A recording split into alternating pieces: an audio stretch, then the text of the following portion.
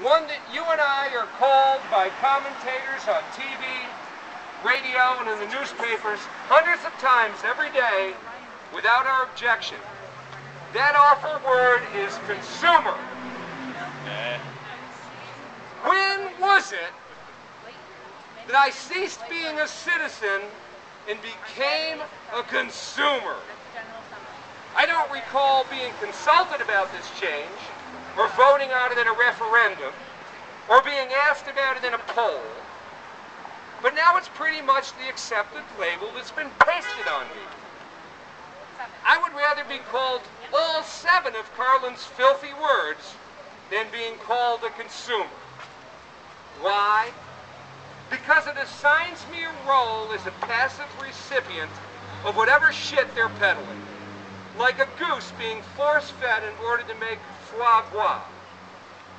We are now designated as consumers in every essential area of our lives. We are trained to be passive consumers in schools that force-feed us standardized curriculum, with no regard for our souls and their natural trajectories. We as patients are trained to be passive consumers of pharmaceutical-based health care prescribed to us by physicians who serve the same industrial civilization that gives us the very diseases for which we are being treated. The well-being of our perpetual growth economy, commonly called a consumer economy, is based on the notion that we will continue to shop, to purchase, to consume a whole lot of unnecessary junk that some of the best and brightest minds from the finest schools are paid very high salaries to convince us through advertising that we need. The final insult is that we are now treated as mere consumers in the political arena as well, where candidates and ideas are sold to us using the same high-priced advertising, and where our choices are about the same as the choice between Coke and Pepsi. Either way, sugary swill, lots of calories, no nutrition. Voting has been pretty much reduced to one more act of passive consumption. I am not a consumer. I am a citizen, good C word, and a human being with a body and a soul that are not sustained by junk food, junk entertainment, and junk ideas. I am a member of a community, another good C word, that corporate culture, bad C words, is out to destroy. A community requires an economy, commerce that is, some system of exchange that allows us to obtain from one another, from our neighbors, the goods and services that we need: food, shelter, tools, clothing, healing, and art.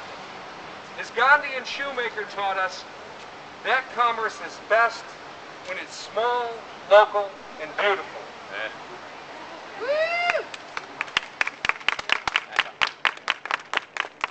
The theme today is to show the 1% that whereas they need us, we do not need them. The gesture, a one-day general strike, is largely symbolic, as we have at this juncture nowhere near the mass of people required to hurt them seriously in a day, or even a week, or a month. Our real struggle is the one that takes place in our daily lives, and it is there in our day-to-day routines that we need to build a culture of resistance. We have to switch pages here. I need one of those people who sits by when you play the piano. You do.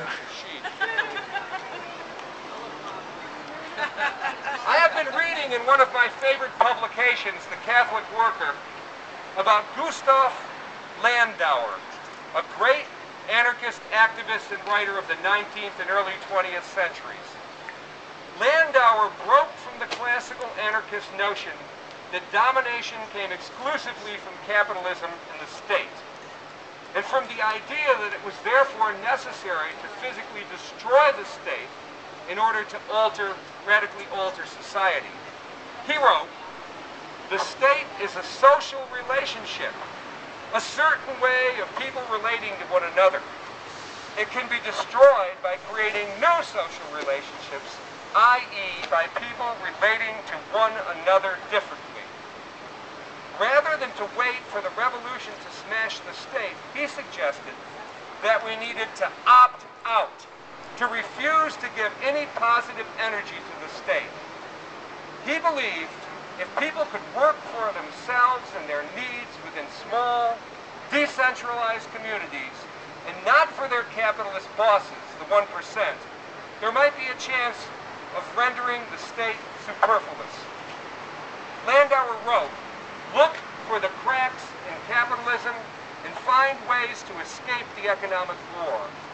Figure out how to no longer produce for capitalism's commodity market, but to satisfy your own needs." I would suggest that satisfying our needs within our community is what Occupy movement needs to be about now.